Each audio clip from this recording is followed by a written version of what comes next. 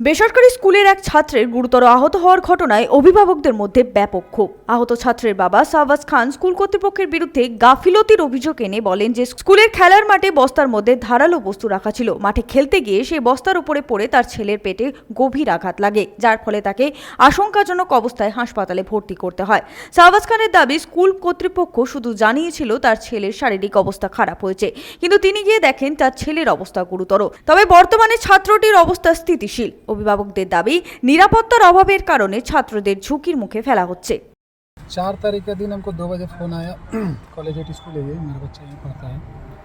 4 तारीख के दिन फ़ोन आया कि आप थोड़ा स्कूल आइए, थोड़ा आपका बच्चा गिरने से चोट लगी। देखिए बच्चा बेड में लेटा हुआ है, छटपटा रहा, खून से पूरा लथपथ है। तो हम बच्चा से पूछ पा रहे हैं तो बच्चा कुछ बोल नहीं पा रहा कि क्या हुआ नहीं हुआ, एक उधर से छटपटा रहा। तो ऋतिक सर से बच्चा देखे खतरा से बाहर हो गया, तो हम आज भी भेंट करके आए, देखे बच्चा ठीक ठाक बोल बाल रहा है। तो बच्चे से पूछा, बाबू ये क्या हुआ था? बोला, पापा पीछे मेन गेट तरफ से, जिससे अंदर से तो गेट निकलता है जिससे ग्राउंड तरफ रास्ता जाता है, उधर हम जा रहे थे खेलने के लिए। तो उधर बोरा में कुछ ढेर सारा पड़ा हुआ था रास्ता का बगल में, तो उसका बोरा में कुछ कांच उस था ना, कांच था, मेरा पेट में घुस गया। तो ये नया बिल्डिंग बना है, नया बिल्डिंग हाल फिलहाल ही बना है, तो इसका जिम्मेदारी तो मेरा बच्चा स्कूल में है, साफ़ सफाई का जिम्मेदारी तो मेरा नहीं है कि हम आके अपना लेबर लगा के साफ़ कराएंगे। तो यहाँ पर ही इससे पूछने आए, तो देखा मेरा जैसा बच्चा बताया कि यहाँ ढेर सारा बोरा वोरा था, उसमें कांच था ना, कहा था, मेरे पेट में घुस गया, हमको नहीं पता, हम इतने में गिर गया, चिल्ला बचाओ चिल्लाए। तो मेरा एक दोस्त था, मेरे को पकड़ के उठाया, उसका सर लोग आए, हमको हॉस्पिटल लेके गया, कहाँ लेके गया हमको नहीं पता। फिर हम अपने बेटा से आज जाके पूछा, नहीं पापा वहाँ ढेर सारा बोरा था।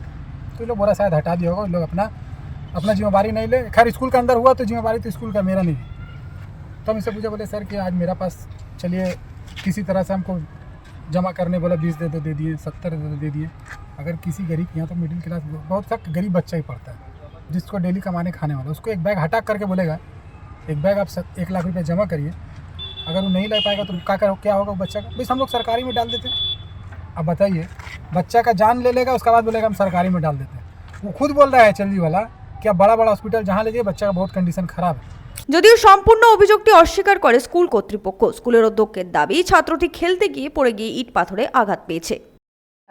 ছেলেদের ওই ক্লাস 6 এর গেম পিরিয়ড ছিল, তো গেম পিরিয়ডে টিচার যিনি গেমস টিচার, তিনি বাচ্চাদেরকে যেরকম লাইন করে নামিয়ে মাঝ মাঠে বাচ্চারা খেলছে, তো খেলছে, আমরা যেরকম স্কুলে অন্য 5th পিরিয়ড অন্য টিচাররা অন্য ক্লাসে আছে, আমরা বসে আছি, হঠাৎ গেমস টিচারই নিয়ে এসছে যে বাচ্চাটিকে যে এরকম লেগে গেছে, পড়ে গেছে।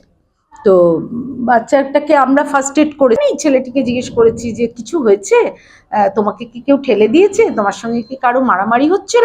ও কিন্তু সব সময় বলেছে, বাচ্চা নিজে সব সময় বলেছে যে না, হাম গির গায়ে ওই দৌড়িয়ে আসছিল, পড়ে গেছে। সঞ্জয় যাদব, 99 নিউজ বাংলা, আসানসোল।